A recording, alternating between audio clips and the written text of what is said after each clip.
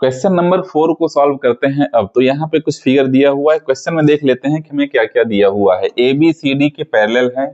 क्या दिया हुआ है कि A B line C D line के पैरेलल है, यानी A B line C D line के पैरेलल है। ठीक है, ठीक है, पैरेलल है। A P Q equals to 50 degree. A P Q कहाँ है?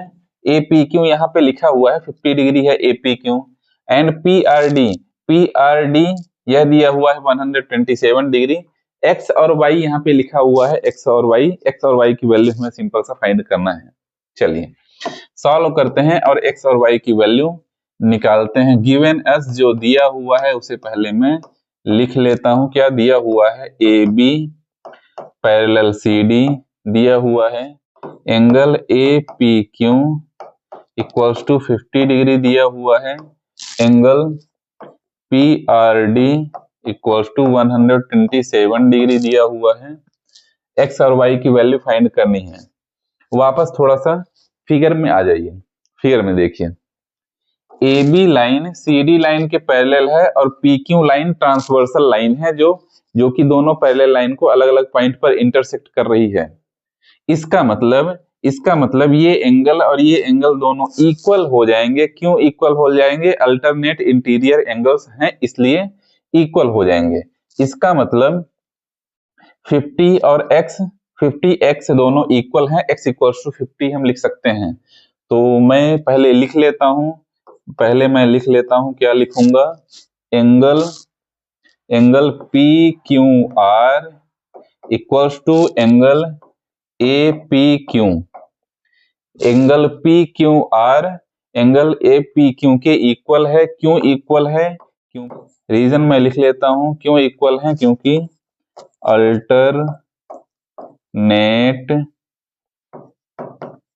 इंटीरियर एंगल्स हैं। दोनों अल्टरनेट इंटीरियर एंगल्स हैं, इसलिए ये दोनों इक्वल हो जाएंगे।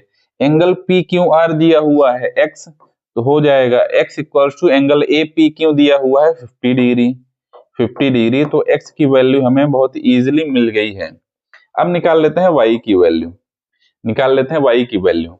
वापस आइए फिगर में, देखिए A B line C D line के पैरेलल है और पी आर ट्रांसवर्सल लाइन है। A B line C D line के पैरेलल है, पी आर ट्रांसवर्सल लाइन है। तो इस ट्रांसवर्सल लाइन से एक और अल्टरनेट इंटीरियर एंगल्स इक्वल हैं। कौन कौन से? ये पूरा एंगल और ये एंगल दोनों इक्वल हो जाएंगे अल्टरनेट इंटीरियर एंगल से। तो मैं फिर से यहां पे लिखूंगा अगेन एंगल ए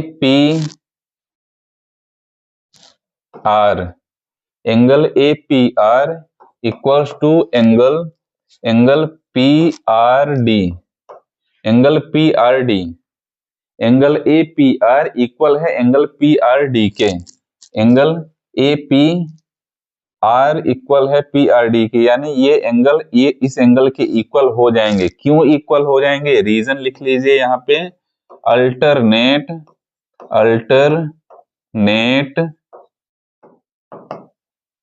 इंटीरियर एंगल, शॉर्ट में मैं लिख दिया हूं APR। एंगल APR दो एंगल से मिलकर बना हुआ है। ध्यान से देखिएगा, एंगल APR दो एंगल से मिलकर बना हुआ है। एक ये वाला एंगल जो 50 डिग्री है और दूसरा ये वाला एंगल जो Y है। ये पूरा एंगल इन दोनों एंगल से मिलकर बना हुआ है। तो मैं यहाँ पे लिख सकता हूं APR की जगह पर लिख सकता हूं APQ, यानी ये एंगल और ये एंगल से मिलकर ये पूरा एंगल में बना हुआ है। तो मैं यहाँ पे लिख सकता हूं angle APQ plus QPR। Angle QPR equals to PRD दिया हुआ है 127 डिग्री। APR एंगल इन दोनों एंगल के सम से मिलकर बना हुआ है, इन दोनों के सम से मिलकर बना हुआ है APR। तो अलग अलग मैं लिख दिया हूं। APQ की वैल्यू दी हुई है 50 डिग्री प्लस QPR है Y इक्वल्स टू 127 डिग्री। यहां से Y मिल जाएगा 127 माइनस 50, तो हमें Y की वैल्यू मिल जाएगी 77 डिग्री, y की वैल्यू मिल चुकी है 77 डिग्री। तो इस तरह से x और y दोनों की वैल्यू हमें मिल चुकी है। चलते हैं अगले नंबर क्वेश्चन में क्या है।